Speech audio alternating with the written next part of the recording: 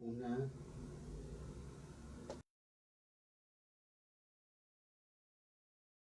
tres.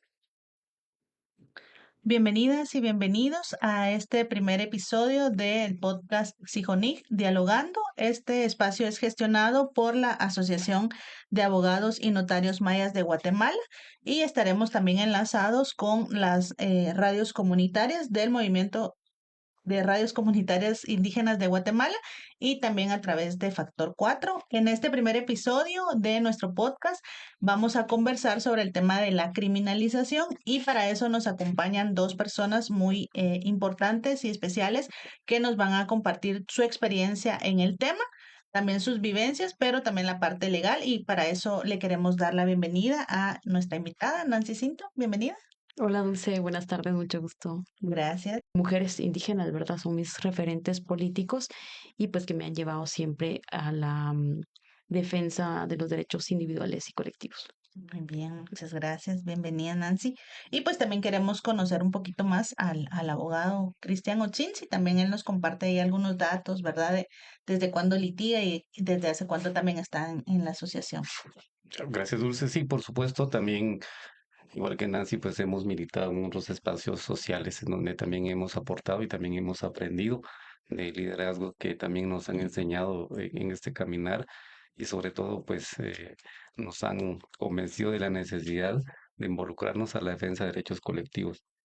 También soy Maya Cachiquel de San Juan Comalapach, Matenango.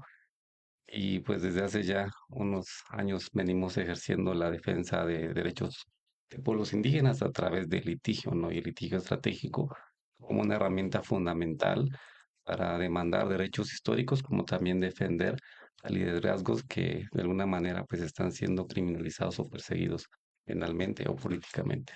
Muy bien, gracias, Cristian. Nancy, nos gustaría que nos ampliaras un poquito que eso que mencionaste de ti, que eres migrante interna, ¿verdad? Que eres maya quechiquel. ¿Nos podrías compartir un poquito de eso?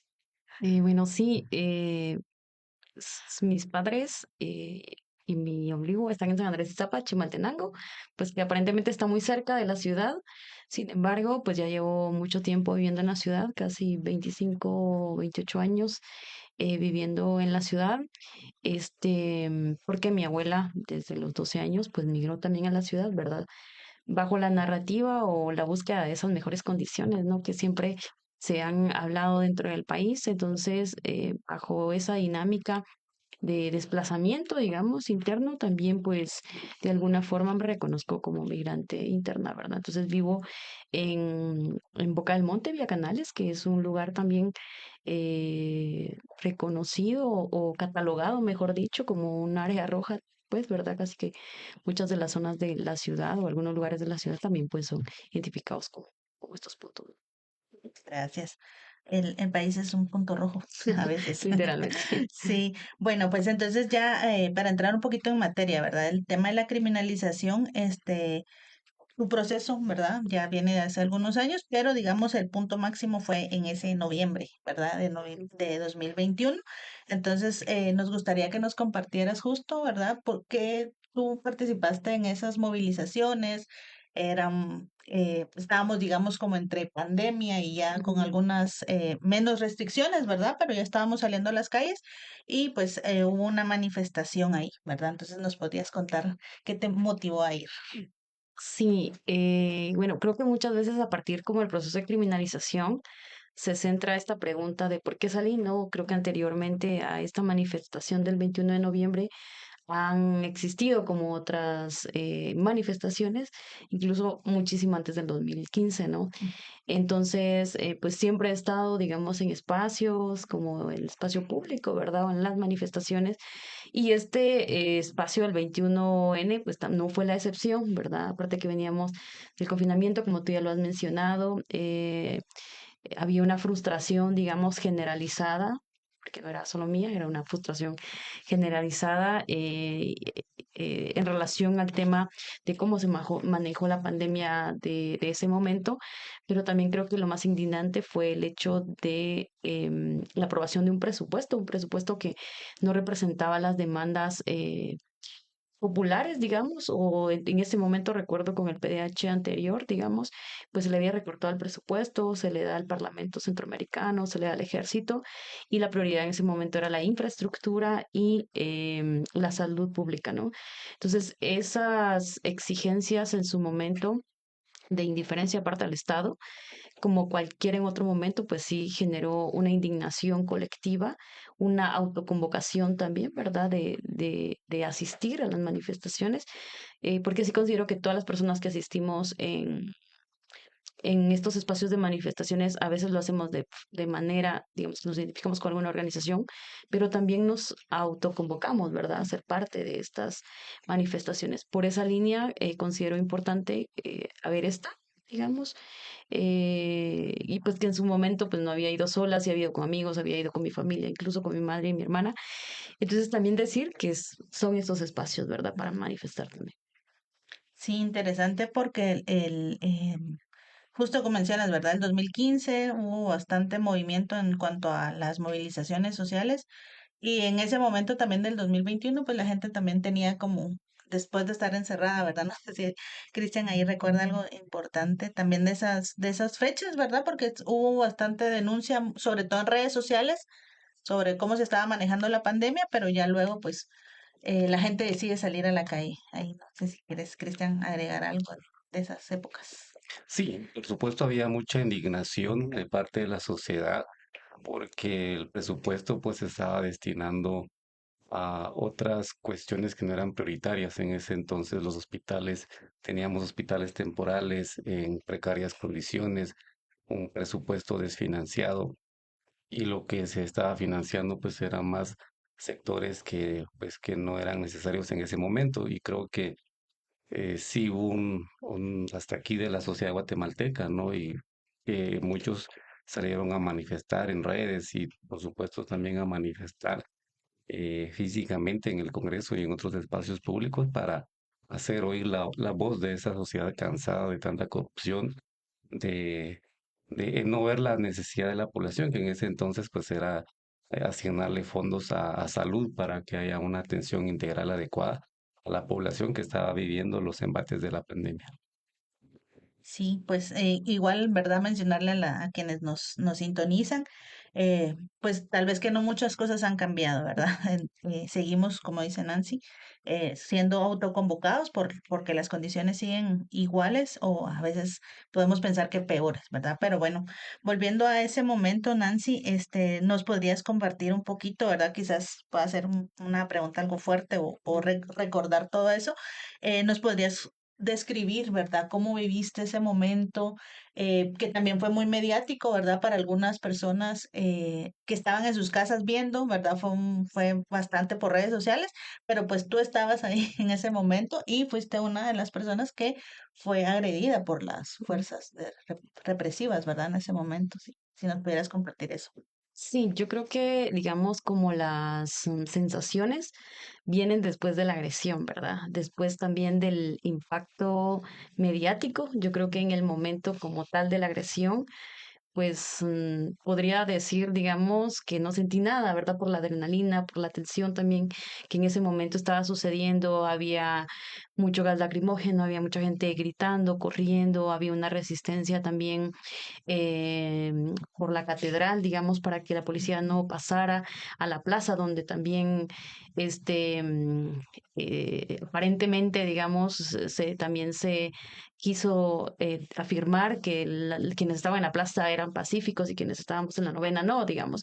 Entonces habían como estos dos grupos de manifestaciones que también eh, lo digo que tardó mucho tiempo, ¿verdad? O sea, desde las 12 2, 3, 4, 5, 8 de la noche que duró, digamos, fueron acciones muy fuertes, muy violentas. Yo creo que nadie se esperaba, digamos, de alguna forma, o tal vez creo que sí se esperaba como se esperaba alguna un nivel de violencia, porque anteriormente se había generado cuando estudiantes sancarlistas habían tapado la novena también para que derogaran presupuesto, recuerdo, pero la magnitud, digamos, de los recursos que la policía utilizó de la forma en cómo lo sacó también de los desagües y otros, ¿no? O sea, ya había una intencionalidad de agredir, de reprimir, de también hacer capturas arbitrarias, ¿verdad? Porque en ese momento fueron 26 compañeros hombres, creo, y 6 compañeras mujeres que fueron detenidas. Eh, pues sí, ¿verdad? Como digo, la agresión como tal en ese momento no la viví, porque primero de la agresión que sufrí, luego caminamos 2 cuadras, o corremos 2 cuadras, y es cuando pasa que a una de las personas le tiran una bomba lacrimógena y es una de las víctimas que pierde un ojo. Entonces, entre esas dos sensaciones, no, en ese momento, pues no podía dimensionar lo que había pasado con mí misma porque estaban pasando otras cosas alrededor. Creo que el choque fue como ya en la tarde-noche, ¿verdad? Cuando vi que eso ya se había salido de control, me retiro. Y al siguiente día, digamos, ya como ya había pasado como la adrenalina del momento, ¿verdad? O de la frustración de poder no poder hacer más. Entonces ya vienen como los impactos, digamos, o el cuerpo empieza como a resentir y a sentir, ¿verdad? El dolor. Recuerdo que tuve como un hematoma de 5 centímetros, digamos, en el pecho, en la espalda. Sí me tuvieron que canalizar, digamos, por los golpes internos en su momento, pero fue una semana después de los golpes, porque en ese momento yo no, o sea, creo que estaba en shock, una semana pasé en shock y a la semana siguiente, pues ya salí, digamos, de alguna forma a chequearme médicamente porque no podía mover el hombro, pensé que me habían tocado o algo, pues no fue así, digamos, pero sí fueron golpes internos. Entonces sí, yo sí puedo decir que en el momento de la acción como tal no pude como similar el proceso, sino que fue conforme el tiempo, ¿verdad? Y también al mismo tiempo, digamos, nos dio la respuesta con la resolución de la jueza Wendy Coloma el 10 de junio, donde ordenó también la investigación del abuso policial de su momento. Y también decir que pues, se vive con mucha frustración y el hecho de que en esa misma resolución, pues la Fiscalía del MP utiliza los fotogramas, los videos del Congreso para identificarme, para criminalizarme, pero no los utiliza para identificar a los policías que no solo me agredieron a mí, sino que agredieron a muchas personas que estaban manifestando en ese momento. Sí, justo eso te iba a preguntar. Bueno, quizás algunas personas recordarán, ¿verdad? Porque como tú dices, hay muchas fotografías, ¿verdad? Eh, en ese momento cuando, digamos, la policía te captura, ¿verdad? O te retiene, ¿tú sientes que hubo algún trato diferenciado por haber sido tu mujer? O que sea una práctica, digamos, que la policía pueda tener justo cómo capturó a los hombres y cómo capturó a las mujeres. Sí, yo creo que desde el momento del allanamiento, o muchísimo antes, digamos, de, de la judicialización o de la captura, es que hay un proceso, ¿verdad?, de persecución y de como de evaluar todos mis movimientos, de intimidación también, ¿verdad?, porque llegaron a mi casa, pero en la acción ya muy concreta, digamos, la cantidad de agentes policiales que estaban fuera de mi casa, la forma también en cómo fui tratada en el sentido de que, por ejemplo, en el momento que me pidieron que pues parecía que me estaban haciendo un favor, porque dijeron que me podía cambiar, pero en el momento que intenté cambiarme en mi habitación, pues habían 2 policías pues, viéndome, va, entonces no me estaba cambiando, pues me estaba cambiando enfrente de 2 policías, ¿no? Y luego cuando ya me cambio, fue una dinámica para mí muy fuerte saber que era trofeo de ellas, porque pues, sí fueron agentes, digamos, mujeres, pero fue muy fuerte ver que ellas estaban arreglando y buscando un espacio adecuado para tomarse una foto conmigo y mandársela a no sé quién, digamos. Entonces, sí habían órdenes no solo de eso, luego también ver que mi corte como parte de mi indumentaria fuera como un medio de prueba, ¿verdad? Para poderlo entrar dentro del proceso de investigación. ¿Por qué un corte, digamos? Em, el trato, digamos que, o sea, hubieron como muchas cosas que en algún momento no las he comentado, no las he hablado públicamente, pero en ese momento recuerdo que todavía se usaba mascarilla. Entonces yo estaba con la mascarilla dentro de mi casa y las fotografías que ellas están tomando conmigo no salían con la mascarilla. Entonces, no sé quién les llama y les dice que quieren una foto conmigo, pero sin la mascarilla. Entonces, pues yo ya estaba enchachada y todo, ¿no?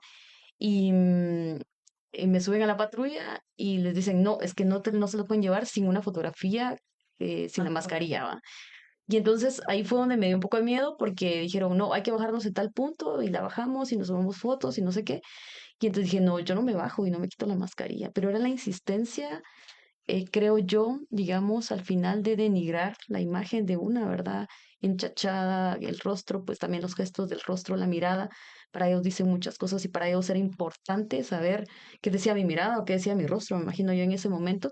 Y también la lección, ¿verdad? La lección, este, significativa para ellas el hecho de que fuera yo una mujer maya joven en la ciudad, ¿verdad? O sea, cuando muchas personas mayas jóvenes migran a la ciudad por mejores condiciones, por estudios y por otras, decir que no nos podemos organizar por ser jóvenes mayas y que este territorio entonces no nos pertenece, ¿verdad? Somos ajenos a este territorio y no tenemos por qué demandar derechos.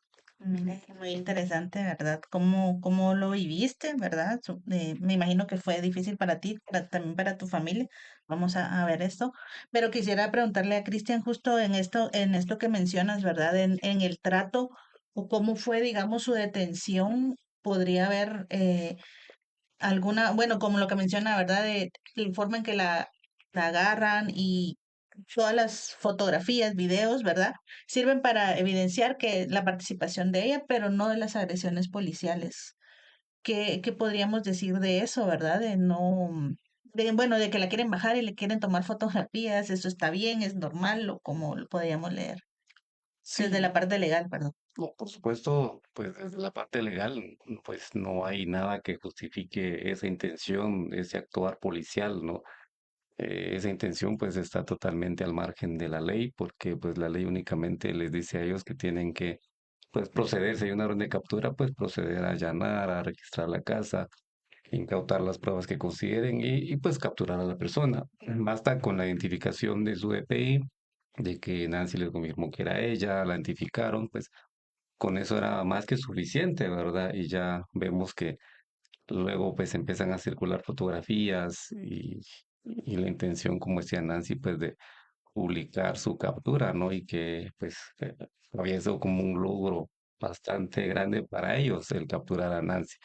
Entonces ya todo lo demás que intenta hacer la policía, desde también hemos solicitado al MP la devolución de esta indumentaria maya, ¿no? El corte de Nancy, pero pues un MP que se resiste a entregarnos esa prueba, no la quiere entregar y que quiere probar un corte, ¿verdad? No sabemos, pero sin duda pues es parte del racismo que hay también institucional dentro del Ministerio Público y los fiscales que ven como una prueba fundamental el corte, que el cual no sabemos.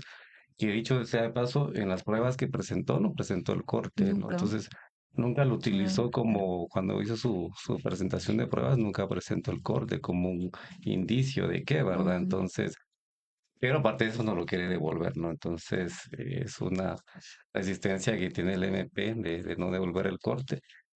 Y pues bueno, aparte, pues ya como decía, todas las actuaciones que intentaron hacer, pues están al margen de la ley. No tenían ellos algún derecho, alguna facultad de estar bajando en algún lugar de camino a tribunales, ¿no? Para poder tomar una foto sin mascarilla. Entonces, consideramos que sí son arbitrarias esas actuaciones policiales, ¿verdad? El cual, pues ojalá la policía pues eduque también a sus elementos para que no cometan arbitrariedades al momento de una captura a algún liderazgo comunitario social.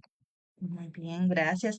Sí, justo tal vez vamos, más adelante vamos a hablar un poquito, ¿verdad?, sobre la discriminación, el racismo, ¿verdad?, que se vive no solamente en tu caso, ¿verdad?, como ser mujer joven viviendo en la ciudad, pero sino también en general el sistema de Ujú. justicia, ¿verdad? Justo con respecto a las acusaciones, ¿verdad?, que ya mencionaban ahí que no están, que están infundadas, o que digamos no cumplen, ¿verdad?, con todos los requisitos. ¿Nos podrías compartir también qué pensaste, qué sentiste cuando ya te dicen, te llevan, ¿verdad? Y te dicen que estás acusada por depredación de bienes naturales, ¿verdad? Con, al dañar, digamos, un edificio público importante, simbólico, ¿verdad?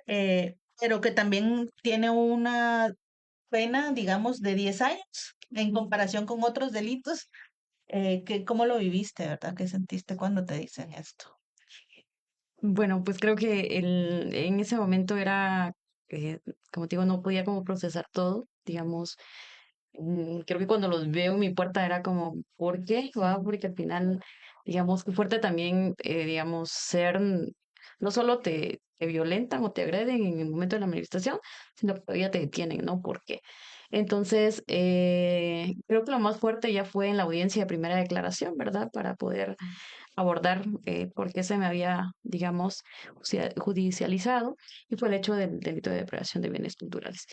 Em, Creo que fue, bueno, de hecho fue como muy impactante el hecho de que históricamente creo que se han hecho pintas en el país, ha sido una forma también digna y de la libertad de expresión para denunciar, digamos, no solo al gobierno de Alejandro Yamatei, sino que a otros gobiernos y también las denuncias sobre desaparecidas y desaparecidos, ¿verdad? O sea, es que digamos que el hacer una pinta en una pared, digamos, es un ejercicio de libertad de expresión, es una acción, digamos, también de, de, de demandar, digamos, exigir justicia o derechos. Entonces, a partir de eso, creo que darnos cuenta también de la cantidad de delitos que esto implicaba y la suma, la caución que en ese momento estaba pidiendo también el MP, porque fueron de 50.000, digamos, para que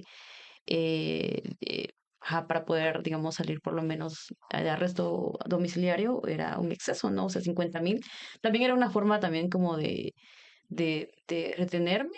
De alguna forma se logró, digamos, que la jueza no permitiera como esa caución, ¿verdad? Sino que se me aplicara otro monto. Y también entender, digamos, como la dinámica de, de lo impactante que es poner una pared por la vida misma, ¿no? O sea, al momento que yo fui agredida, pues nunca me llamaron, nunca hubo un proceso, nunca fue, sí, mediático, no solo a nivel nacional, sino que a nivel internacional, y se quedó en eso, ¿verdad? No hubo un proceso también de judicialización, y era también, creo que en otros casos han habido precedentes que sí se ha juzgado a la Policía Nacional Civil por estas arbitrariedades, y resulta que la pena para ellos es de 3 años, 5, o sea, es un delito mínimo, ¿verdad? A diferencia de una pared, creo que eso también es indignante, ¿no? Entonces era como esto, digamos, una impotencia real de cómo una pared puede tener más derechos que una persona, ¿no? Cuando en un país pro vida se habla desde que se protege la vida desde la concepción, ¿verdad? Entonces, esas cosas muy incoherentes. Y también decir que, sí, también decir que en esta misma línea, eh, pues que bueno, el proceso sigue abierto, ¿verdad? O sea, ya vamos para 4 años de que el proceso sigue abierto, no se ha quedado ahí, creo que han habido eh, muchas cosas, digamos, jurídicas que en algún momento las va a hablar el licenciado Cristian.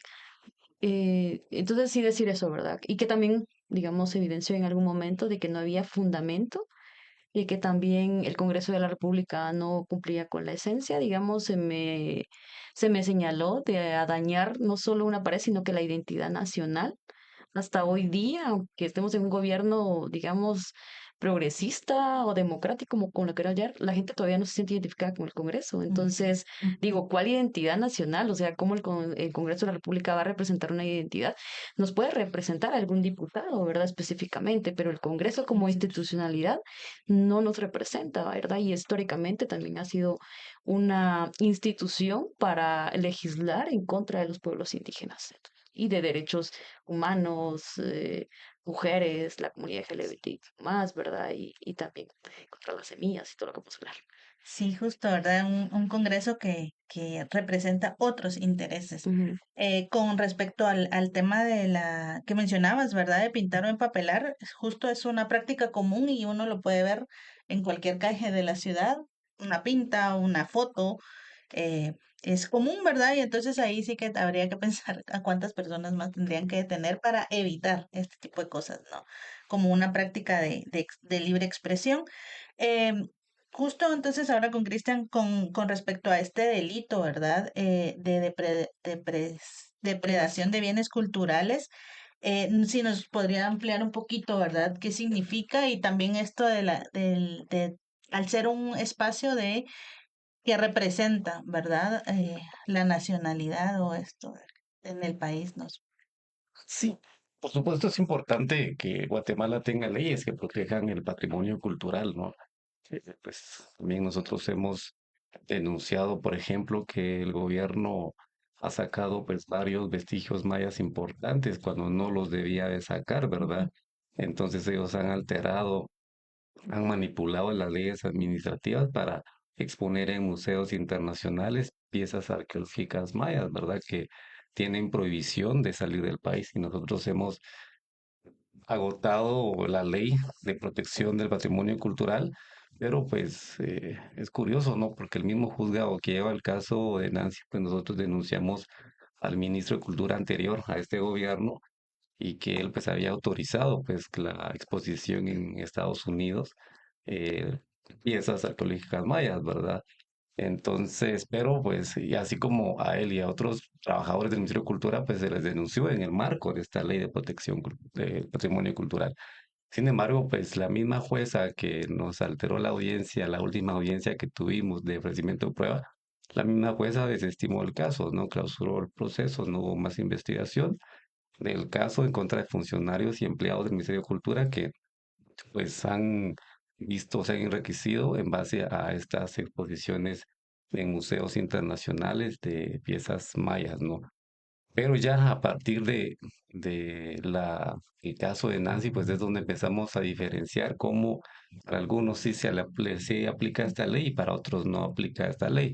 En el caso de Nancy, pues están estirando el delito de depredación de bienes culturales para darle una lección a todos los jóvenes mayas que quieran aportar al fortalecimiento del Estado de Derecho, denunciando la corrupción, ejerciendo su libertad de expresión. Ya lo decía Nancy, es un ejercicio de libertad de expresión, los empapelados, las pintas y no se puede criminalizar esa libertad ese ejercicio, ¿no? Creo que la disidencia es muy importante para los estados democráticos, ¿no? Y siempre la libertad de expresión, por supuesto, no es un derecho absoluto, pero por lo menos no se debe criminalizar o castigar cuando se hace en un edificio público, ¿no? Y en este caso, pues ha sido uno de los argumentos que ha utilizado el Ministerio Público, que el Congreso representa la identidad nacional, ¿verdad? Entonces, y la entidad de los pueblos indígenas, la entidad de los jóvenes, de la juventud indígena, ¿en dónde está, verdad? Se representa ahí. Entonces, como le digo, es un argumento que están estirando para poder dar una lección a los jóvenes, especialmente Nancy, para que aquellos pues que quieran ejercer su libertad de expresión pues saben que tendrán consecuencias, ¿no? Según vemos la intención del Ministerio Público. Y cuando hablamos de la depredación, el delito supone que Nancy o el quien incurre en este delito tiene que cometer cuatro o cualquiera de las cuatro conductas que el delito establece, ¿verdad? Una de las primeras es que dice el tipo penal que destruyere, ¿verdad? Entonces vemos que entonces cuando escuchamos la acusación del MP, decimos, bueno, ¿qué es lo que hizo Nancy al final, verdad? Destruyó. La primera conducta que establece el tipo penal es destruyó. Pues la respuesta es no. Luego la segunda conducta es alterare. Alteró con una pinta el patrimonio cultural Nancy. La respuesta es tampoco, ¿no? Deteriorar. Tampoco. Y el último verbo es inutilizare, ¿verdad? Entonces son cuatro verbos, cuatro conductas que se supone que debe de agotarse para que se configure el tipo penal. Pero vemos que en esta acusación no se configura ninguna de estas cuatro conductas, ¿no? Son las debilidades que se demostraron en la acusación y creo que en primera fase, pues, la jueza Wendy Coloma, pues, sobreseyó el proceso porque efectivamente no habían elementos suficientes para perseguir el caso y además decía la abogada, la jueza, pues que el proceso penal era desproporcional en cuanto a la conducta de Nancy, ¿verdad? Y una de las frases que utilizó la jueza al clausurar el caso es que ellos como jueces no pueden abusar del poder punitivo del poder público del Estado. Y fueron los argumentos con los cuales pues, se sobreseyó el caso, se cerró el caso.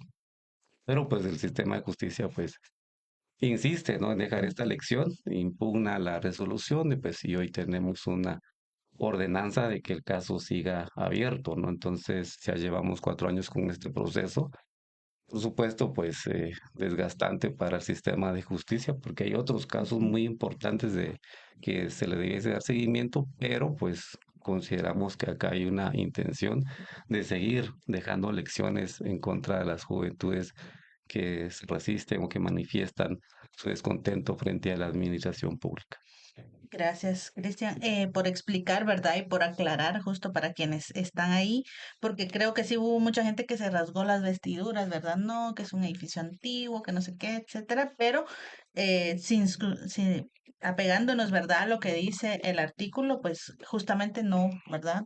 Con esos cuatro verbos ahí, en ninguno incurriste. Y entonces es importante pues que la gente sepa que no, ¿verdad? Ahí justo como lo explicó el abogado Cristian, pero esta insistencia, ¿verdad? De que continúe el caso justo como para dar una lección, ¿verdad? De decir, no, si quieren que la castiguemos igual que ella, o no, no hagan cosas, ¿verdad?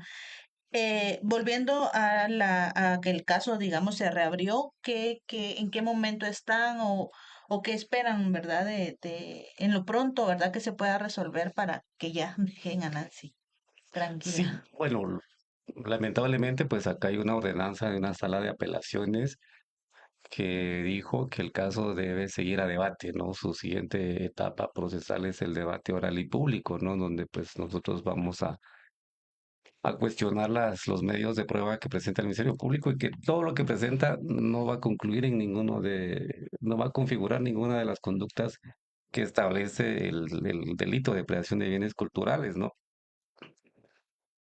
Complicado porque el Ministerio Público no utiliza otra figura, pues tal vez, de hecho, en los mismos informes establece que esa pinta que hizo Nancy, pues se quitó, se borró con agua y jabón, ¿no? Entonces no necesitaron otros químicos y de hecho, pues ahí están en los informes que fue el mismo Congreso, pues que quitó esto, ¿verdad? Entonces ya la pinta pues ya no está, ya no existe y no ocasionó pues por lo menos ninguno de los daños que establece el tipo penal.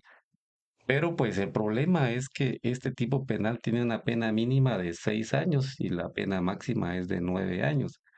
Y el juez o tribunal al momento de condenar, si en caso llega a condenar alguna actitud de Nancy, pues tendría que utilizar la pena mínima que son 6 años, ¿no? Y el problema de acá es que 6 años, nuestra legislación es que si son más de 5 años, pues no tienen derecho a una caución o a una libertad, digamos, a ser condenada, a ser suspendida condicionalmente la pena.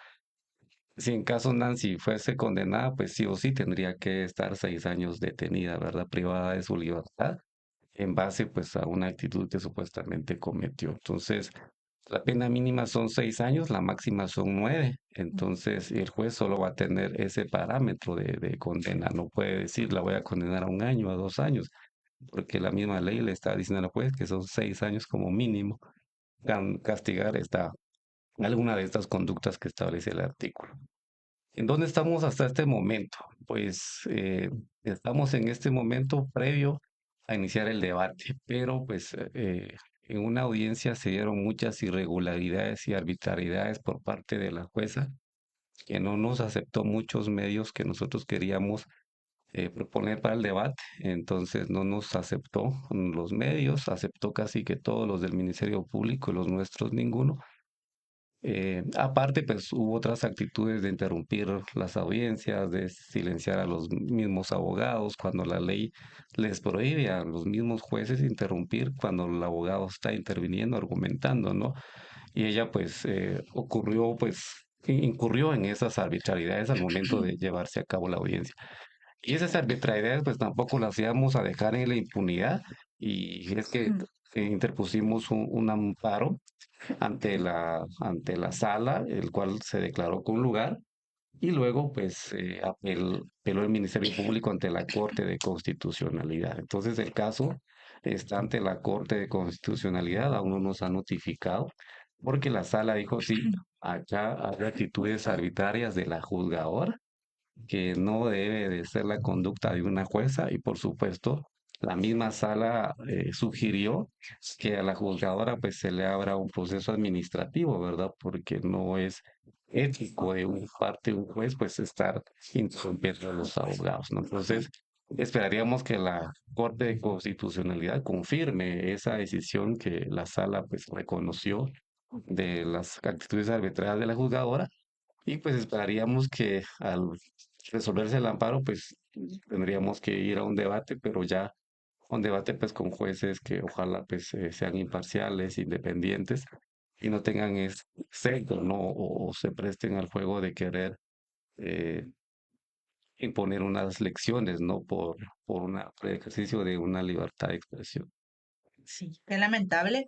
Em, Quizás algunas personas no conocíamos, ¿verdad? Como hasta qué dimensión o qué tanto se quieren ensañar con la figura, o en este caso contigo, Nancy, ¿verdad? De algo tan desproporcional, justo también porque mencionabas hace un momento que hay otros casos, otras cosas que merecen ser juzgadas, que digamos hay muchas más pruebas, evidencias, etcétera, pero también eso es un reflejo de cómo está nuestro sistema de justicia, que pues sí queremos conversar con eso, tal vez me voy a adelantar a eso. Hay una pregunta muy importante que te queremos hacer, pero aprovechando, ¿verdad? Que estamos hablando sobre esto, eh, podríamos ver, ¿verdad? Ahí patrones de criminalización según la experiencia que tienen quizás un poquito más en el tema legal por parte del Estado de criminalizar a juventudes mayas, a pueblos indígenas, en lo que ustedes, digamos, han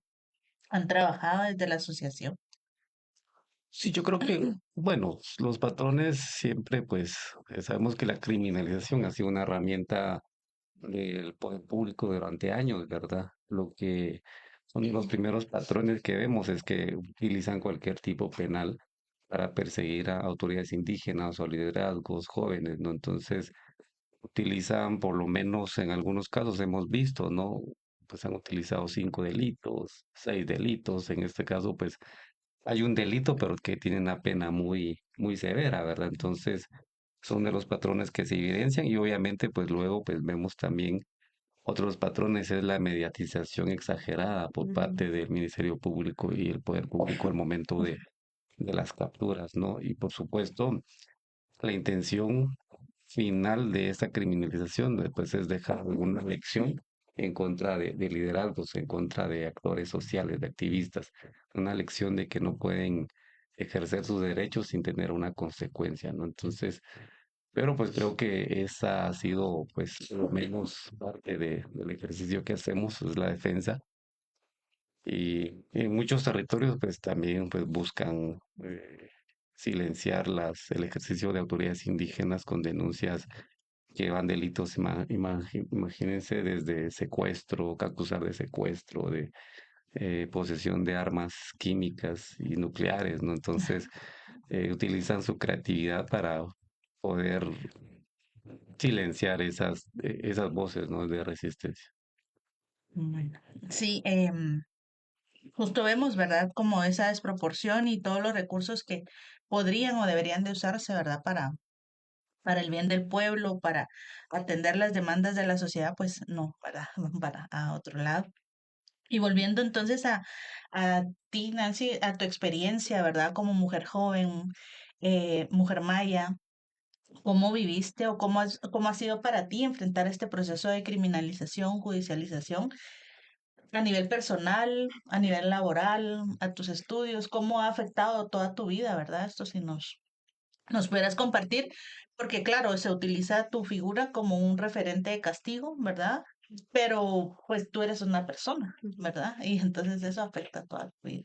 Sí, claro, creo que a partir de este proceso hemos tenido una discusión, digamos, muy profunda con mi equipo legal, ¿verdad? De que más allá también de un proceso de criminalización, pues hay un proyecto de vida, así le llamamos, ¿verdad? O sea, ¿qué pasa con mi proyecto de vida, ¿verdad? ¿Qué pasa con todo mi entorno social, político, familiar y laboral, académico, todo lo que implica? Y pues sí, digamos, de alguna forma, sí hay una pausa, hay una desmovilización individual, ¿verdad? Colectiva, que, también, digamos, una de las cosas que yo he estado como hablando es decir, bueno, sí existe la prisión preventiva, existe, digamos, que pareciera que obviamente para una persona criminalizada estar privada de libertad, no me la imagino, ¿verdad? Pero también estamos las otras personas que aunque no estemos privadas de libertad, estamos bajo arresto domiciliario y es una libertad a medias porque cada 15 días tengo que ir a firmar, digamos cada 15, cada 30 o cada 31 de cada mes. No puedo salir del departamento de Guatemala, no puedo ni siquiera aplicar a becas, digamos, no puedo aplicar a otros espacios fuera del país. Y creo que con esto también se corta de alguna forma mis capacidades humanas de poder seguir creciendo en algo que a mí me gusta, ¿verdad? Y poder salir del país y encontrar otros mecanismos de formación. Pues sí, ¿verdad? Al final también hay un impacto familiar, ¿verdad? De que ese eh, pues creo que también no profundizo siempre, pero claro que lo hay. Hay siempre que pasa un proceso siempre que nuevamente se vuelve a abrir como un proceso de criminalización o captura, digamos, para compañeras y compañeros, como lo último que acaba de pasar con el compañero Pacheco y Héctor Chaclán, ¿verdad? Ujú. Entonces, como que uno revive, ¿verdad? El postrauma de esa acción, del momento del allanamiento, el miedo también, ¿verdad? Pues qué está pasando, pareciera que esto iba a terminar, pero sigue, ¿verdad? Como cada año, con más fuerza, con más figuras políticas, con más, eh, ej- queriendo ser más ejemplificadores, ¿verdad? De cómo se debe sancionar y tratar, digamos, a los pueblos indígenas, a las mujeres indígenas, y todo aquel disidente, ¿verdad? En contra, no sé si del gobierno, sino que el sistema de justicia, digamos, actual, que es el que nos tiene así. Entonces sí hay impactos muy generales. Laboralmente, pues he tenido, digamos, de alguna forma, he tenido espacios laborales que me han permitido sobrellevar, digamos, lo laboral y el proceso judicial. Creo que es muy fuerte para mí llegar a este punto también de 4 años ya normalizando esto como una forma, como un hábito de vida también. O sea, eso al final se vuelve un hábito de tu vida, estar yendo a firmar, estar pensando que no puedes salir a este espacio, pensando en resguardarte cuando pasen cosas, pensar en tus medidas de seguridad, tanto en redes sociales, que creo que eso no lo hemos hablado, pero por ejemplo en mi caso, con orden judicial, si tuvieron acceso a mis redes sociales. Entonces, la seguridad, o sea, el estar en un espacio digital no es seguro tampoco para mí. Entonces, a partir de eso, hay varios entornos o varios espacios que sí fueron vulnerados y que pues hay un ejercicio también de recuperación, de dignificar, ¿verdad? De encauzar también todas las emociones que el mismo sistema o la misma criminalización me ha llevado. O sea, el reto ahorita es como encauzar también todas esas sensaciones que me provocó el proceso de criminalización y creo que en ese proceso estoy, ¿verdad? Y con referente a la estigmatización, ¿tú te sientes señalada, digamos, por ser mujer, por ser joven, por ser indígena? ¿Cómo ha sido ese señalamiento de la sociedad, quizá? Sí, yo creo que en el momento de la acción, digamos, se junta como la agresión y también se junta la detención. Yo sí creo que como en cualquier sociedad o país democrático hay siempre dos versiones o dos posiciones políticas, ¿verdad? La que considera que esto es desproporcionado y una instrumentalización del sistema de justicia y el derecho penal. También hay personas que dicen sí se lo merece, ¿verdad? Porque es identidad del país, es la institucionalidad, es histórico, la parte arquitectónica, o también la parte de ser como una institución privada también, ¿verdad? Entonces, no tocar el patrimonio y estas narrativas. Entonces, esas dos cosas siento que sí se han estigmatizado, porque siento que no soy la primera mujer, digamos, si hablamos en términos de género, que hace una pinta, digamos, en ese espacio. Pero no sé si dentro de la historia, digamos, hay archivado un antecedente de una persona maya, digamos, joven, haya, digamos, pintado una pared, digamos. También no estoy reafirmando que la pinta se haya realizado. Esa supuesta pinta que de alguna forma el MP Ujú, asegura que hice, y como lo decía Cristian, ujú. no encuadra en los verbos rectores y tampoco se ha confirmado mi participación real en esa pinta, ¿verdad? Entonces digo, bueno, entonces, ¿por qué? digamos, y también podemos compararlo con los hechos de la manifestación del 2023, del daño al patrimonio, digamos, de la Plaza de las Niñas, que no es un patrimonio, digamos, reconocido, establecido por el Estado, pero fue un daño que le hicieron a un patrimonio tal vez de la memoria, ¿verdad? A las Ujú. familias también. Entonces, dependiendo de qué tipo de patrimonio estemos hablando y de intereses de qué, ser protegido y cuidado, ¿verdad? Sí, justo, ¿verdad? Porque lo de las niñas, ¿verdad? Es un símbolo para la misma sociedad y ella la construyó. Y igual debería merecerse respeto, ¿verdad? Con respecto al tema del apoyo y la solidaridad que has recibido en este tiempo, ¿nos puedes mencionar ahí cómo te ha ido con tu familia, con organizaciones y esto, ¿verdad? En Mm, estos 4 años, casi 5. sí, han habido muchas redes de apoyo, digamos, desde la familia, ¿verdad? Que es el primer círculo más cercano de apoyo, la madre, ¿verdad? Que es fundamental para uno. También habían habido organizaciones de mujeres indígenas y no indígenas que han estado desde el primer momento, desde el proceso, ¿verdad? De la criminalización. Normalmente yo no nombro a las organizaciones porque también, no porque no las quiera nombrar y reconocer y dar los créditos de todo ese acompañamiento y ese trabajo que han hecho en mi proceso y en muchos otros procesos, porque no solo en mi caso, hay muchos casos antes, ¿verdad? Y después de mí. Entonces, porque también la solidaridad en este país se criminaliza, digamos. Creo que una de las estrategias también en ese momento del 21N era también para ver cómo las organizaciones sociales se estructuraban alrededor de una persona criminalizada, quienes acompañan jurídicamente, quienes acompañan desde los posicionamientos en redes sociales, quienes acompañan desde la psicología, o sea, hay cómo se da ese acompañamiento integral. O sea, sí hubo una intención también de averiguar cómo una persona criminalizada está en una red, digamos, de apoyos de organizaciones. Sí hay, yo creo que hasta el momento tal vez ya no es la cantidad de organizaciones que en su momento estuvieron, digamos, conmigo, porque en el camino se han ido quedando también, por eso hablo mucho de que pues ya se normalizó el hecho de pues quedar los procesos abiertos y saber qué pasa. Sí son algunas organizaciones que todavía están, que todavía acompañan, que todavía preguntan en qué situación estamos o en qué situación estoy, y eso se agradece, ¿verdad? También del otro lado, digamos, pues sí, considero importante también decir que muchas organizaciones, sobre todo algunas, digamos, internacionales y nacionales, no creyeron, digamos, en la estrategia jurídica que mi equipo legal estaba planteando, no creyeron también en mi postura política que en algún momento estaba planteando. Había como una intención de orillarme a la aceptación de cargos y hasta el momento, pues ya como lo ha mencionado Cristian, está en la Corte de Constitucionalidad. Lo mejor no es esto, ¿verdad? Pero es como lo que Ujú, coloquialmente decimos el país, es lo menos peor, en lo menos ujú. peor Bueno, de lo peor que me ha podido pasar, digamos, dentro de este proceso de criminalización.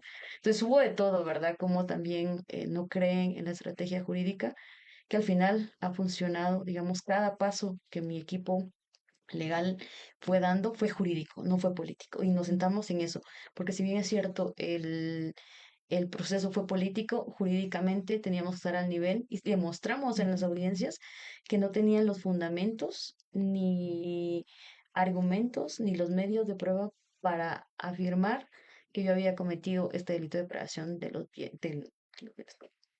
Mira, y qué interesante porque eh, creo que para muchos emocional, económicamente podría ser más fácil, ¿verdad?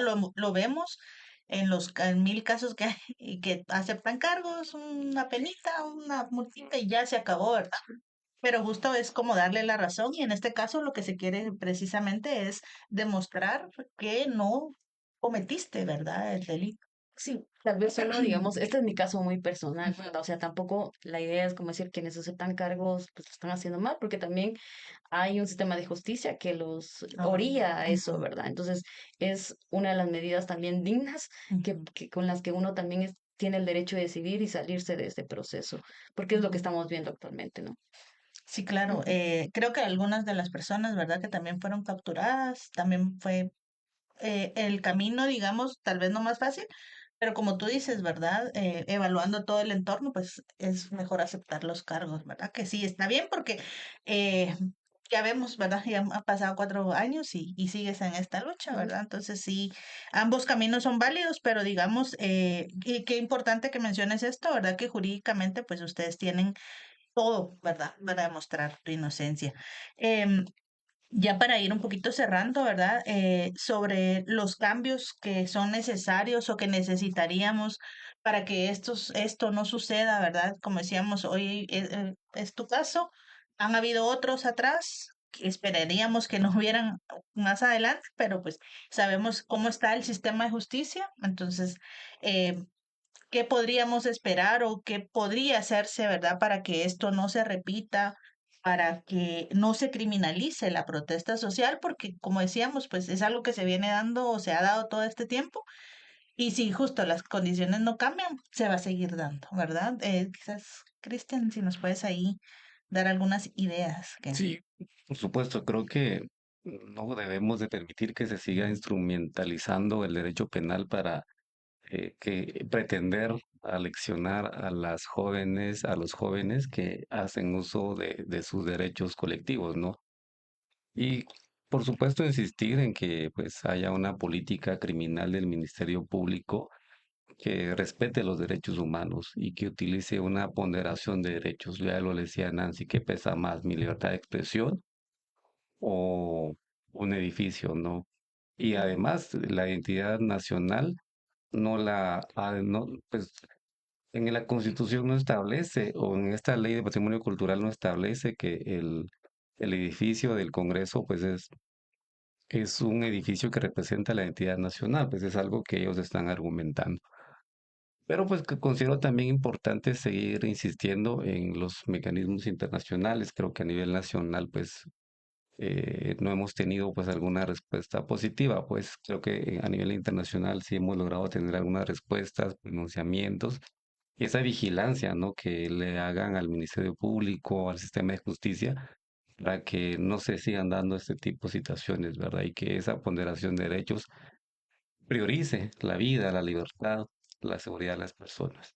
Muy bien, gracias. ¿Y algunas ideas, Nancy, para cambiar este sistema de injusticia?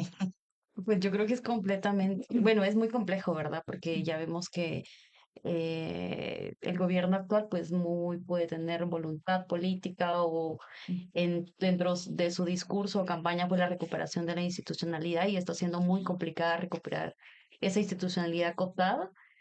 Creo que lo más cercano podría volcarnos y unir fuerzas, ¿verdad? Para que la elección de la próxima fiscal, digamos, pueda haber, digamos, alguna terna digna, ¿verdad? Que pueda representar la recuperación de, dignificar, mejor dicho, el sistema de justicia y que también, ¿verdad? No solo tiene que ver con el tema de la fiscal, digamos, del MP, sino que tiene que ver con todo la cúpula que está en la Corte Suprema de Justicia, que son todas las jueces y jueces, juezas y jueces, ¿verdad?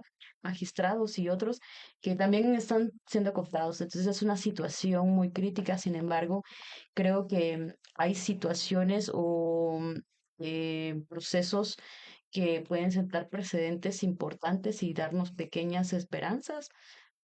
¿Verdad? Está el caso de las abuelas Achi, que el viernes hay sentencia, el caso del hogar seguro también, que creo que esos son dos procesos de justicia importantes para saber, digamos, cómo es la forma, digamos, de la interpretación de las jueces y los jueces, ¿verdad? Para estos casos, pero también esperanza para otros que tal vez nuestros procesos pues siguen abiertos, ¿verdad? Y que de alguna forma, como decía el licenciado Cristian, ojalá que puedan existir jueces independientes, imparciales, ¿verdad? Honorables también. Creo que los pocos que estaban pues están en el exilio, entonces no sabemos a dónde ver ni cómo interpretarlo. Es un proceso largo de recuperación del sistema de justicia.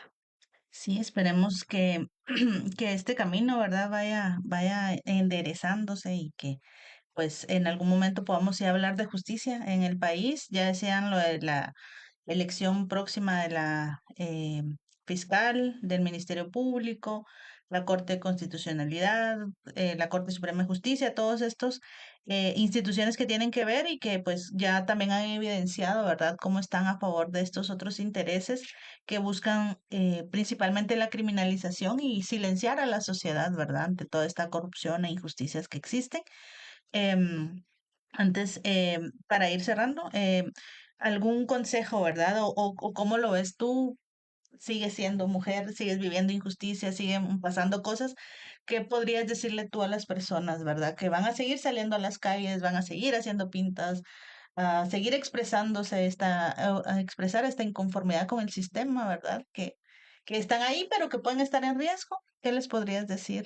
Sí, bueno, creo que al final todas y todos estamos en riesgo, ¿verdad? La libertad de expresión es muy diversa, que puede ser manifestada de distintos espacios, distintas acciones y de manera creativa, política o diversa. Creo que actualmente pues ya no vemos acciones en la calle, por lo mismo creo que al final hay que dignificar, digamos, como estas dinámicas también, porque pues de alguna forma puede que sí haya generado esa desmovilización.